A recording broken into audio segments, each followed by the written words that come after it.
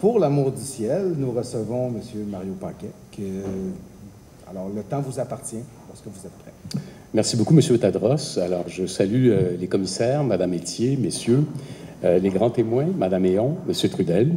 Alors, c'est un immense privilège d'être ici, de pouvoir témoigner, et j'ai constaté, j'ai suivi les audiences depuis le début, à quel point c'est riche, à quel point je pense qu'on fait l'histoire ici, en ce moment, qu'on offre une tribune comme ça à des citoyens pour pouvoir parler des enjeux liés à un aéroport et que ce soit en dehors du circuit officiel de Transport Canada. Alors, je pense que c'est une première. J'arrive ici bien humblement. Je vais vous présenter notre organisme dans quelques instants. C'est un gros dossier. Vous allez entendre cet après-midi M. Bécotte, des pollués de Montréal-Trudeau. On a eu l'occasion d'entendre les gens du CAPA-L. Ce sont des gens qui m'inspirent, dont je me suis inspiré, qui ont fait des recherches. Alors, je vais essayer de vous présenter notre point de vue. D'abord, notre petit groupe. Moi-même, je m'appelle Mario Paquet. Je suis retraité de Radio-Canada pendant presque plus de 30 ans. J'ai été aux émissions musicales de Radio-Canada. J'ai commencé ma carrière comme journaliste. Et puis, j'ai repris du service avec le Comité pour l'amour du ciel. Alors, c'est un travail de journalisme d'enquête et c'est un peu le fruit des derniers mois. C'est des centaines d'heures de recherche pour fouiller dans les documents, essayer de se démêler. Alors, je pense que vous le savez, c'est un dossier qui est éminemment complexe. Je vais essayer d'être simple cet après-midi, d'être clair. Je vais vous présenter un petit rappel, le contexte. Je vais évoquer le Boeing 737-200 de Chrono Aviation, la demande, bien sûr, de DHL d'offrir des vols transfrontaliers à partir de Saint-Hubert. Sous-catégorie, faire avaler la pilule, on va parler de cette étude qu'a fait DHL, d'acceptabilité sociale, les vols de loisirs dans l'espace aérien montréalais qui partent principalement de DHL et qui nous affectent grandement sur l'île de Montréal. Encore et toujours un dialogue de sourds, et c'est le titre d'ailleurs de mon mémoire aujourd'hui, un dialogue de sourds. Et enfin, je vais terminer avec ce qui m'apparaît être un enjeu politique et législatif qui est beaucoup plus large. Donc, j'habite le Vieux-Rosemont depuis 1995. J'ai pu mesurer la dégradation constante du climat sonore au fil des années, en raison notamment de la fréquence des survols en période de pointe. Quand je parle du Vieux-Rosemont, je suis exactement au coin de la 8e avenue et de la rue d'Endurant. Alors, on a le corridor aérien sud d'Aéroport de Montréal et on a le fameux circuit Ville-Marie. Je vais en parler. Vous savez, c'est ce circuit, ce trajet en boucle autour du Stade olympique, le Mont-Royal, le centre-ville, qui impacte plusieurs arrondissements montréalais. On parle d'Hochelaga-Maisonneuve, on parle de Rosemont-Petite-Patrie, continuer vers l'ouest. Bien sûr, il y a Outremont, il y a Westmount, il y a Villeray-Saint-Michel, Parc Extension, Verdun. Alors, ce sont des centaines de milliers de contribuables qui sont impactés par les vols d'hélicoptères, par la fréquence des survols de Cessna également. Et puis, la trajectoire du 737-200 nous passe aussi au-dessus de la tête. Alors, en juillet 2021, j'ai écrit à NAV Canada parce que ce sont eux qui sont responsables de la trajectoire. Et ma lettre portait principalement sur la trajectoire. Je n'ai pas mentionné de climat sonore. Alors, la trajectoire, c'est bien la responsabilité de NAV Canada. Et j'ai mentionné également la fréquence excessive des survols d'hélicoptères. Ça a été une fin de non-recevoir. Bien sûr, j'ai déposé des centaines de plaintes auprès de DHL, pas de suivi, et je me suis reporté sur le système d'ADM pour documenter les choses, parce qu'avec WebTrack, on a une trace qui reste, ce qu'on n'a pas avec le système de DHL. Alors, je me suis vite rendu compte que mon ras-le-bol, il était partagé par mes voisins. On a eu un beau projet de ruelle verte dans Rosemont, alors on se parle, toute la gang, et puis on ne pouvait pas manger à l'extérieur. Alors, on s'est dit, écoute, on va écrire une lettre ouverte aux journaux. On a fouillé la question. C'était le début de la campagne électorale. Donc, Le Devoir, le 28 août 2021, publie notre lettre un samedi matin. On y rappelle que les pistes sont un bien public, que les aéroports sont un bien public, même s'ils sont gérés par des gestionnaires privés à but non lucratif. Alors, ce sont des infrastructures qui sont publiques. Et l'essentiel, c'était de revenir à la nomination, à la principale, une des principales recommandations du rapport Sgro en 2019. On va revenir à ce rapport. Judy Sgro en était la présidente du Comité permanent des transports, de l'infrastructure et des collectivités du Parlement du Canada. La principale recommandation, c'était la nomination d'un ombudsman au climat sonore. Alors, je vais y revenir un peu plus tard. Suite à la publication de la lettre, il y a de nombreuses personnes qui ont communiqué avec nous, des centaines de personnes de différents arrondissements de Montréal, et là, on s'est rendu compte, finalement, que l'impact était très grand, qu'on n'était pas tout seul, et on a eu l'idée de former un petit comité qu'on a baptisé « Pour l'amour du ciel », « For Heaven's Sake », parce qu'il y a beaucoup d'anglophones aussi qui sont impactés par tout ça. Pourquoi ce titre? Pourquoi ce nom? D'abord, l'amour du ciel. On aime le ciel, les environnementalistes l'aiment, tout le monde l'aime, mais il y a des gens aussi qui aiment le ciel. Je pense aux propriétaires d'hélicoptères, aux propriétaires de Cessna. Ce sont des passionnés d'aviation et eux aussi auraient pu reprendre ce titre pour l'amour du ciel. For Heaven's Sake, ben, ça dit aussi en anglais, ça le dit aussi en français, ça marque une forme d'exaspération. Alors, j'aimerais ouvrir une petite parenthèse. Il y a une dimension positive aussi dans le titre de notre comité, parce que le ciel, il se partage. Alors, je suis très sensible à la polarisation qui existe en ce moment, et j'aimerais juste ouvrir une parenthèse pour vous dire que mes idoles d'enfance, c'était des aviateurs. Parce que je viens de Sainte-Marie-de-Beauce. Alors, il y avait Roméo Vachon, qui a été un pionnier de l'aviation civile au Canada, qui venait de Sainte-Marie. Monsieur Vachon, avec ses frères, les Chevaliers de l'Air, vous en avez peut-être déjà entendu parler. Nous, on nous racontait l'histoire des frères Vachon quand j'étais petit, à Sainte-Marie. Il n'y a pas de lien avec la pâtisserie Vachon. Il y avait Irénée, Donna, Fernando. Et puis... ça va vous intéresser, M. Trudel. Roméo Vachon, ça a été le premier dans la Royal Canadian Air Force qui avait exigé que son certificat de mécanicien soit rédigé en français. Alors, ça a été vraiment, à tous égards, un pionnier, cet homme, qui est assez exceptionnel. Et puis, ben, il y avait d'autres pionniers à Sainte-Marie de l'aviation civile. Vous avez peut-être déjà entendu parler des frères Fecteau. Alors, ça a été des pilotes de brousse qui ont exploré le nord du Québec. On leur doit énormément. Alors, j'ai beaucoup de respect pour les gens de ce milieu-là. D'ailleurs, M. Bernard Gervais a été à la tête de l'association, le lobbyiste principal de Dash L a été à la tête de l'association des pilotes et des propriétaires d'avions qui regroupe 16 000 personnes. Ce sont des passionnés d'aviation. Alors, je pense qu'avec eux, on peut le partager, le ciel. Et j'aime pas beaucoup la polarisation actuelle, les tentatives d'intimidation. Je pense qu'on doit pouvoir trouver, en tout cas, un terrain d'entente. Bref, suite à la lettre, on a décidé de faire parvenir en décembre 2021 une lettre à l'actuel ministre fédéral des Transports, Omar Al-Gabra. Vous avez cette lettre en annexe et vous avez également la réponse de Mme Joanna Manger, qui est la directrice générale régionale de Transport Canada, qui a répondu au nom du ministre. Et je pense que par souci de transparence, il était vraiment important de vous proposer ces documents-là. Et j'ouvre une parenthèse pour dire aussi que vous avez tous les hyperliens. Alors, j'ai donné des hyperliens sur ce qui se passe, par exemple, en termes de climat sonore à Toronto, à Vancouver. Et dans ces autres villes, ça fonctionne, hein? Il y a des consultations qui sont très serrées. Il y a un suivi qui est fait avec les citoyens. Et je dois dire qu'à la lumière de tout ce que j'ai pu observer, les cancres partout au Canada, ce sont Aéroport de Montréal, ce sont DHL, ce sont l'Aéroport de Québec. Pourquoi ça ne fonctionne pas ici au Québec? Ben ça, c'est une grande question. Je pense qu'il y a une absence de volonté politique, pas de volonté politique, de volonté de la part des dirigeants d'aéroports à ce que ça fonctionne. Mais ça, c'est une autre paire de manches.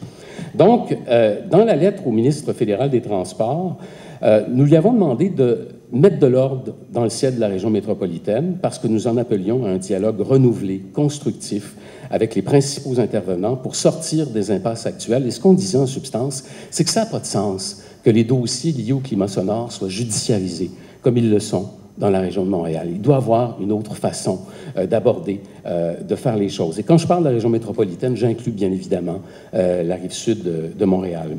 Donc, on a porté à son attention plusieurs problématiques. 3 touchent particulièrement DHL, le 737-200 de Chronoaviation, la demande d'offrir des vols nationaux transfrontaliers de DHL et les vols de loisirs dans l'espace aérien montréalais qui décolle de Saint-Hubert. Alors, je vais y aller d'abord assez succinctement avec le 737-200 de Chronoaviation. La grande question, c'est de savoir pourquoi cet appareil est autorisé à survoler Montréal.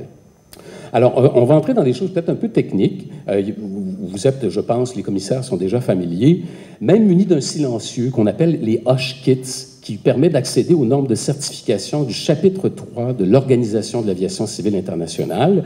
Ça, c'est les niveaux de bruit de l'OACI, très succinctement. Cet appareil, il est banni. C'est un avion de chapitre 2. Hein? On l'appelle, dans le jargon, le Noisy Bird. C'est un avion qui est extrêmement bruyant. Et quand on parle des échelles de l'OACI, on est rendu au chapitre 14. C'est donc vous dire à quel point la technologie a évolué et que les avions, l'industrie a raison de le dire, les avions sont en effet moins bruyants. Mais là, on se ramasse avec, dans le bas de l'échelle, avec la patente la plus bruyante. Et nos recherches ont confirmé que ce maquillage techno-bureaucratique ne change rien au fait que cet appareil surnommé Noisy Bird reste ce qu'il est. C'est un appareil vétuste, extrêmement bruyant, qui dépasse toutes les normes en vigueur. Alors, il serait impensable que cet appareil puisse opérer de Toronto comme il le fait à partir de Saint-Hubert ou encore de Vancouver. Ce ne serait pas toléré là-bas. Il y a des restrictions même qui existent. L'appareil est autorisé au Canada. Il est certifié par Transport Canada. Mais bon, vous le savez, d'autres l'ont dit, c'est parce qu'il peut atterrir sur des pistes en gravier. Donc, c'est un service essentiel pour le nord du Canada. Mais vous savez aussi qu'il a été banni d'autres aéroports en Ontario. Les citoyens se sont mobilisés et on a envoyé ça dehors. Pourquoi DHL a récupéré cet appareil avec Chrono Aviation? Alors, c'est pas Chrono qui est fautif là-dedans, c'est surtout pas M. Gagnon. C'est une entreprise qui a le vent dans les voiles. C'est un homme d'affaires reconnu, c'est un homme d'affaires respecté. Mon sentiment, c'est qu'il s'est vraiment fait flouer par DHL. On le voit d'ailleurs en ce moment. M. Gagnon ne s'est pas présenté hier aux audiences. Alors, je pense que DHL s'est servi de M. Gagnon pour dire, ben écoute, viens ici, c'est un service essentiel pour le Nord. On va décoller à partir de Saint-Hubert, mais notre problème, c'est que la piste est trop courte. Alors, on va demander 17 millions à Transport Canada. On va avoir notre piste, puis après ça, ben, quand on va s'être servi de toi, on va pouvoir procéder à autre chose. Ça, c'est ma lecture personnelle. Elle n'est peut-être pas partagée par d'autres, mais c'est mon opinion. Je la partage avec vous, Madame, Messieurs des commissaires. Alors, écoutez, il y a des citoyens qui ont mesuré des niveaux de 80 décibels en plein centre-ville de Montréal, au coin de Maisonneuve et Berry. Il y a des applications sur le téléphone qu'on peut calibrer de façon négative. C'est sûr que ce n'est pas des micros très précis, mais écoutez, 80 décibels pour cet appareil-là en plein centre-ville de Montréal, écoutez, c'est incroyable. Alors, j'en profite pour ouvrir une parenthèse, et ça, les gens ne le savent pas. Selon la réglementation fédérale, il n'y a pas de limite maximale de décibels. Il n'y en a pas. Ce n'est pas réglementé dans la loi. Il n'y a pas de limite. Mais NAV Canada, quand cet appareil s'est installé à Saint-Hubert, NAV Canada avait la responsabilité de faire des études d'impact sur la trajectoire proposée. Où sont ces études? Ont-elles même été réalisées? La question demeure posée. Je n'ai pas de réponse. Peut-être que vous pourrez en obtenir. Alors, tout ça pour dire que l'argument économique ne fait pas le poids en regard de cette nuisance qu'on impose à des milliers de contribuables, pas uniquement sur la Rive-Sud, mais également à Montréal. Alors là, ce qu'on nous demande, avec le plan qu'on nous propose, c'est de faire confiance aux gestionnaires de DHL, qui sont les grands responsables de ce que j'appelle une nuisance extrême. Mais le responsable, j'insiste pour le dire, c'est certainement pas M. Gagnon ni Chrono Aviation. Ce sont eux qui ont autorisé justement cet appareil à décoller de Saint-Hubert. Donc, deuxième chose, nous tenons à manifester notre ferme opposition à toute révision de l'entente qui lie Transport Canada et ADM pour permettre à DHL d'offrir des vols intérieurs ou transfrontaliers à rabais. C'est l'exclusivité, et M. Massé d'ADM l'a dit, c'est une exclusivité d'Aéroports de Montréal, et je ne vois pas comment on pourrait briser ce contrat. Est-ce que ADM va poursuivre le gouvernement fédéral? Je ne crois pas. Bref, alors que le lobbyiste de DHL, M. Gervais, s'affaire depuis 2021 auprès des différents organismes fédéraux, on a d'ailleurs toutes les rencontres qui sont sur le registre officiel des lobbyistes du gouvernement canadien à Ottawa.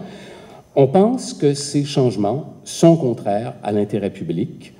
Je vais énumérer quelques éléments dans quelques instants, parce qu'on a déjà, premièrement, un aéroport à Montréal. On va investir 700 millions de dollars dans le REM pour lier cet aéroport au réseau express métropolitain. Un aéroport qui nous a déjà coûté 4 fois le stade olympique, il faut quand même le rappeler. Il faut quand même le rappeler, il faut quand même le redire. Alors là, c'est assez. On va laisser tout ça à Dorval. Pourquoi est-ce qu'on s'oppose? Ben, c'est que finalement, plusieurs l'ont souligné, on sait très peu de choses. On sait très peu de choses de ce projet. On a même fait une demande auprès du gouvernement fédéral de la loi d'accès à l'information pour essayer d'avoir les documents. On ne le sait pas. Et il faut prendre connaissance de cette demande officielle pour savoir qu'est-ce qu'il y a dedans. Alors, d'autre part, la gestion du climat sonore à Dashiell est extrêmement préoccupante. C'est un comité qui est inefficace, dysfonctionnel, système de plainte inadéquat, qui devrait d'ailleurs être intégré à l'outil WebTrack. Dashiell a déployé des moyens très importants en relations publiques, en lobbying, pour promouvoir son plan de développement. Combien? La question est posée. Et les citoyens ont fort peu de moyens pour contester cette puissante clique techno-bureaucratique formée de Transport Canada, NAV Canada, des gestionnaires privés d'aéroports, des lobbies de l'industrie du transport aérien. Alors, il y a un élément dans le fameux l'analyse de pilote groupe conseil qu'on a retenu.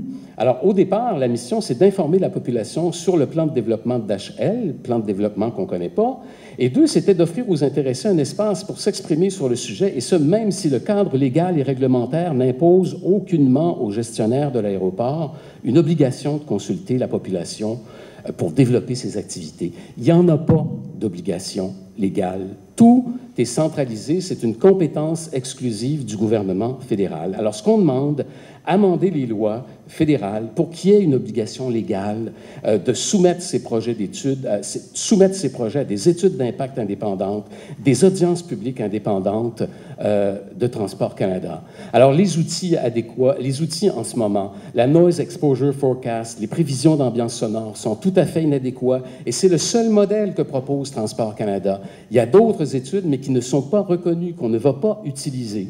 Alors, les vols de loisirs, ils sont beaucoup trop nombreux. Ce qu'on demande, c'est des trajectoires alternatives au circuit Ville-Marie, un encadrement légal qui limite le nombre de survols, réduction des heures d'opération, obligation pour tous les appareils qui empruntent le circuit, quelle que soit leur provenance, d'être équipés de silencieux. Et je dois ouvrir une parenthèse. Depuis le 15 avril, il y a un changement majeur. Alors là, les choses bougent, on ne sait pas trop de quelle manière, mais les choses ont bougé. On en a moins au-dessus de la tête, que ce soit des hélicoptères ou encore les Cessna, les appareils de loisirs. Il se passe quelque chose. Et encore une fois, quand l'incidence est majeure sur la qualité de vie des gens, que ce soit les hélicoptères, que ce soit les Cessna, les appareils plus importants, il faut exiger de NAV Canada des études d'impact, des rapports de spécialistes indépendants qui incluraient des représentants de différents milieux, dont la santé publique, les municipalités, rendre publics ces rapports, débattre de manière transparente et démocratique. Alors, en ce moment, il n'y a pas de restriction sur la fréquence. Le seul élément qu'on va contrôler, c'est la hauteur. Alors, si c'est sécuritaire, d'ailleurs, le mandat de Transport Canada, c'est la sécurité et le soutien à l'industrie aéronautique. Il n'y a pas autre chose dans le mandat de Transport Canada. Alors, on appuie l'industrie. Et donc, il peut y avoir des vols aux 2 minutes. Si c'est sécuritaire, il n'y en a pas de problème. Transport Canada ne peut pas intervenir, ne peut réduire la fréquence dans l'espace aérien que pour des raisons de sécurité. Alors, pour chaque petite avancée qu'il y a eu dans le dossier, il a fallu passer par les tribunaux. On le voit ici. C'est grâce au travail du CAPAL que finalement, on a eu un comité sur le climat sonore et on a eu une représentation citoyenne à l'intérieur. Et ce qu'on demande, en ce qui a trait au comité de gestion de bruit, on ne peut plus laisser ça à la discrétion des exploitants d'aéroports. Le Parlement fédéral doit leur donner un cadre juridique précis et dicter des normes nationales qui vont réglementer la composition, la forme, l'organisation, avec une obligation légale de faire place à des représentants de comités de citoyens impactés par le bruit, les corridors aériens. Je passe rapidement sur la transparence des données. Il n'y a pas d'outils en ce moment, il n'y a pas d'outils de mesure adéquats. On devrait avoir un réseau national d'outils de mesure géré par Environnement Canada, encore une fois, légiférer dans ce niveau-là, à ce niveau. Et enfin, revenir sur la recommandation principale du comité SGRO, c'est-à-dire la nomination d'un ombudsman fédéral au climat sonore qui va régler, qui va prendre les intérêts des citoyens en compte. Tout ce que les comités locaux ne peuvent pas faire, l'ombudsman va pouvoir intervenir. Et si les députés sont arrivés à cette recommandation unanime, c'est qu'ils ont bien vu à quel point c'était complexe pour les citoyens d'être entendus. Il y en a dans tous les pays d'Europe, il y en a aux États-Unis, et je pense qu'il faut politiquement demander à nouveau au ministre de revenir là-dessus et de nommer un ombudsman fédéral au climat sonore. Merci. Merci beaucoup, M. Paquet. Très bon mémoire. Vous allez probablement pouvoir répondre à une question que je me pose depuis le début des consultations. Le pouvoir du fédéral sur un OBNL qui gère un aéroport. Donc, je comprends dans les recommandations que vous faites que le fédéral aurait quand même un certain pouvoir d'imposer des règles en matière de gouvernance à un OBNL qui gère un aéroport, oui, à exiger, par exemple, de mettre en place un comité de gestion du bruit. Tout à fait, tout à fait. Ça s'est vu. Dans l'entente hors cours, le gouvernement fédéral a amendé le règlement canadien de l'aviation pour intégrer un représentant des citoyens. C'est eux qui ont dit, ils ont amendé le règlement, ils ont dit, parce qu'il n'y en avait pas ici, à DHL. Donc, c'est le gouvernement qui a dit, il faut qu'il y en ait un. Donc, le gouvernement fédéral a le pouvoir de le faire. Mais encore une fois, ce mode de gestion laisse toute la latitude aux administrations aéroportuaires. Vous le verrez, je l'ai mentionné tout à l'heure, à Toronto, ça fonctionne. Il y a des consultations permanentes, mais c'est le plus gros aéroport au pays, alors NAV Canada est très, très impliqué. En ce moment, on parle beaucoup de navigation par satellite, c'est-à-dire que ça va réduire, les temps d'approche, il y aura un impact moindre sur les citoyens, mais si vous allez voir sur le site de l'administration aéroportuaire de Toronto, vous voyez à quel point les choses sont prises au sérieux, à quel point on consulte les gens, il y a des échéanciers précis, il y a des rencontres régulières, la même chose à Vancouver.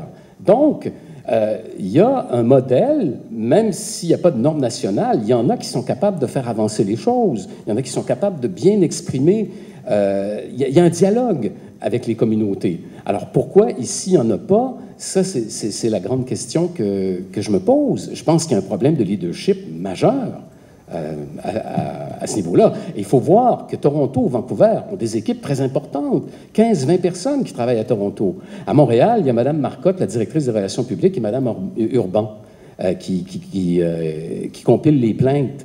Alors, c'est pas tout de dire que c'est une priorité. Je veux dire, si on le dit juste sur le papier, ça mène nulle part. Il faut avoir des ressources. Il faut que ce soit concret. Il faut qu'il y ait un engagement concret sur le terrain pour faire avancer les choses. Mais en ce moment, je ne le vois pas. Je le vois pas du côté de DHL du tout. Bravo, très bon rapport, M. Paquet. J'avais juste une petite question sur un élément que vous avez amené sur les circuits. Oui. Parce que de Montréal, bref, il est étonnant de constater que même à Montréal, il peut y avoir des nuisances sonores provenant de Saint-Hubert. C'est ce que je comprends de ce que vous avez dit. Tout à fait. Oui.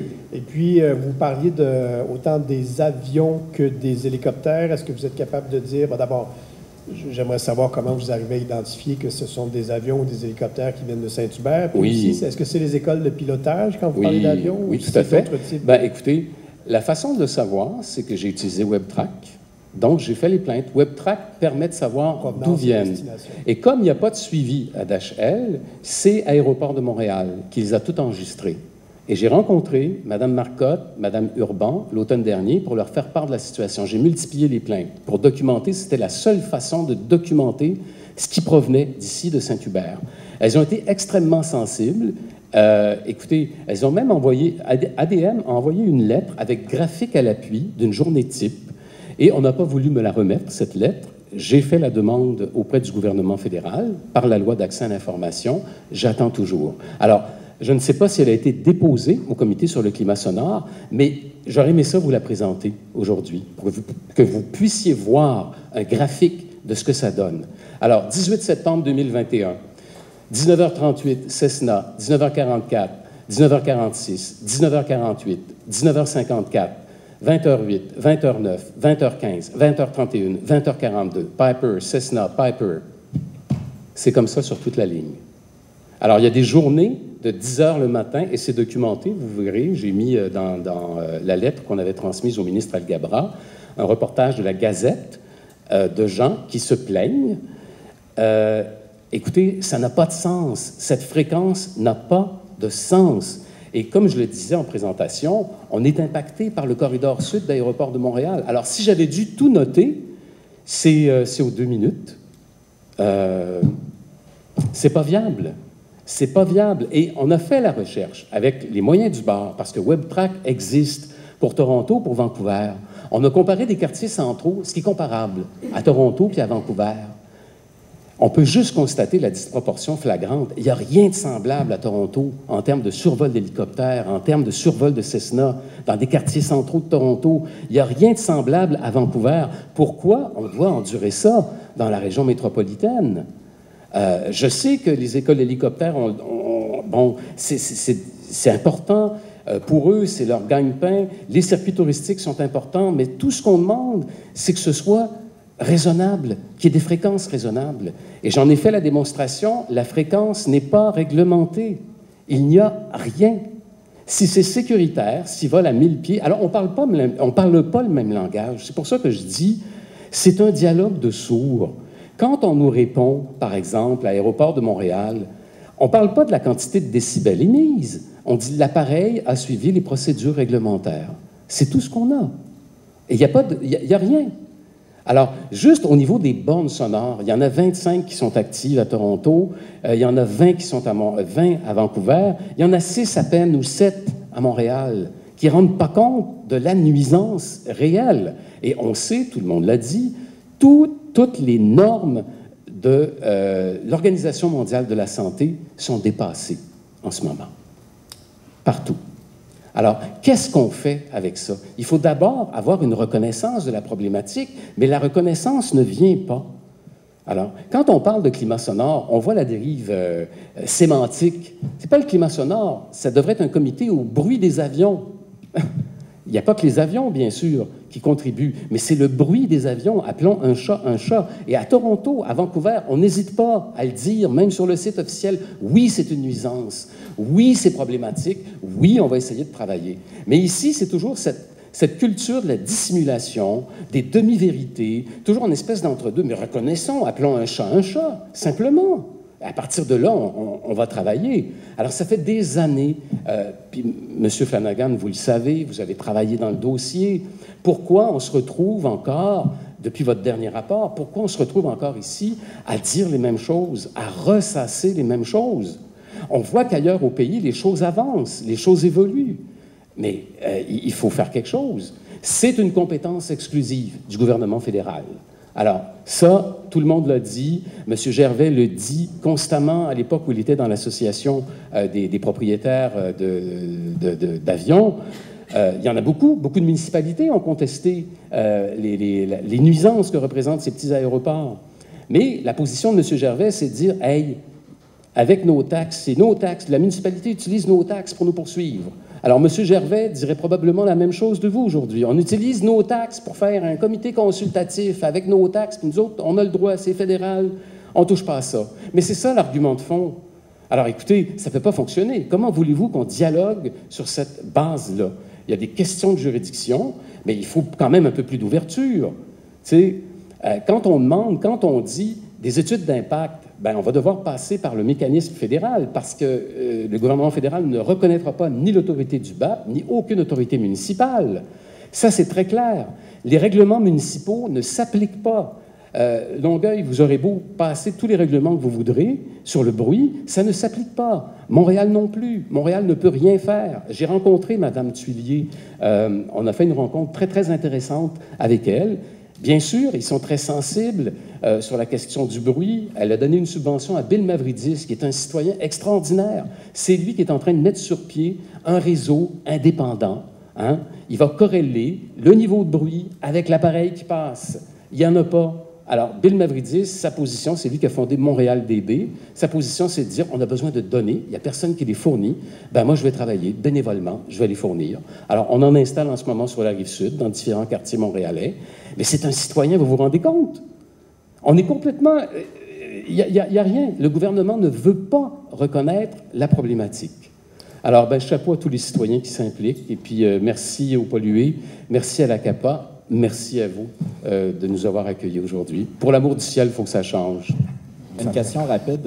Vous parlez beaucoup du dialogue avec Dachel. Bon, vous avez nommé dans votre mémoire, d'ailleurs, merci pour le mémoire, puis dans le mémoire, vous avez nommé les problématiques liées à l'exercice de participation citoyenne qui avait été organisé par Dachel. Rapidement, qu'est-ce que vous verriez comme exercice de dialogue avec Dachel? Bien, écoutez, d'abord, le premier exercice de dialogue, il a fallu qu'il soit ici, qu'il se présente, puis qu'il nous propose, qu'on ait les chiffres exacts, qu'on ait la demande. En quoi ça consiste? Qu'est-ce que vous avez? Il n'y a rien qui est nommé. Alors, on parle tous un peu dans le beurre en ce moment, ça prend des faits. Quelles sont les analyses? Tout ça me semble d'un amateurisme navrant. Excusez-moi de le dire, mais tout ça me semble d'un amateurisme navrant. Puis j'ai beaucoup de réserves sur Pilote. C'est une entreprise de relations publiques qui est cachée. Le jupon dépasse beaucoup sous le vocable d'acceptabilité sociale. Ben écoutez, non, la méthodologie est extrêmement douteuse, tout le monde l'a dit, les conclusions sont douteuses, ça ne correspond pas à ce que les gens, aux préoccupations qui ont été exprimées par les gens. Alors, ça ne fait pas sérieux. On s'est fait servir la même chose à l'aéroport de Montréal. Consultation, 241 personnes qui ont participé en pleine pandémie. Et c'est là-dessus qu'ADM s'est basé pour faire son plan sur le climat sonore. Ça aussi, c'est d'un amateurisme total. Encore une fois, je vous renvoie à ce qui se fait à Toronto, à ce qui se fait à Vancouver, à ce qui se fait à Calgary. Vous allez constater la disproportion et vous allez vous poser la question, mais comment est-ce qu'on est arrivé? Pourquoi est-ce que nous, ici, on se retrouve dans une pareille situation? Terminant, d'accord. Exceptionnellement, un grand témoin veut intervenir. Merci infiniment, M. le Président. Merci, M. Paquet. Juste une petite intervention. En fait, c'est un point d'information, c'est même pas une question. J'aimerais que vous élaboriez un peu sur votre notion d'ombudsman du climat sonore. Vous semblez en savoir assez long sur ce sujet. Puis pour le bénéfice de la Commission, j'aimerais ça que vous élaboriez quel serait son rôle exactement si dans l'éventualité où on en nommerait un. Bien, écoutez, bien sûr, la recommandation du rapport Sgro est assez vague, mais quand il n'y a pas de règlement au niveau local, alors on maintient les comités de climat sonore. Mais à mon avis, si on les maintient, il faut les encadrer, il faut légiférer. On doit avoir des normes nationales. Alors que ce ne soit pas laissé à chaque administration aéroportuaire. Donc, normes nationales pour les comités de gestion locaux.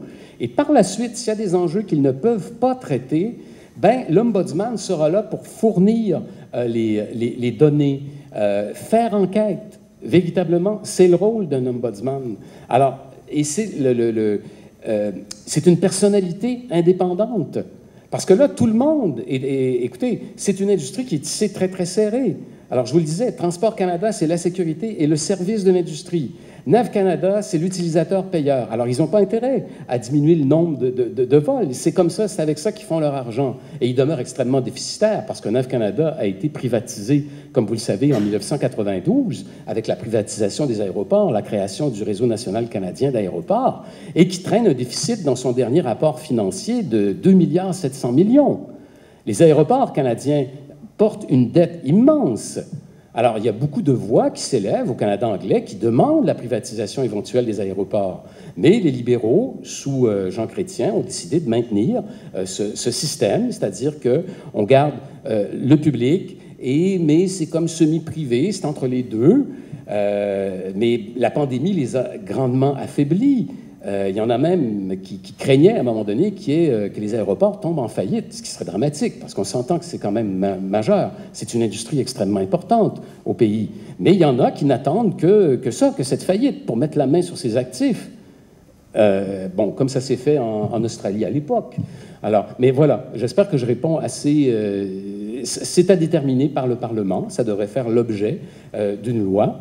Alors, quel sera le rôle d'un ombudsman? Je pense qu'on peut le calquer sur d'autres types d'ombudsman, avec des pouvoirs d'enquête, puis des pouvoirs de faire changer les choses, de faire avancer les dossiers.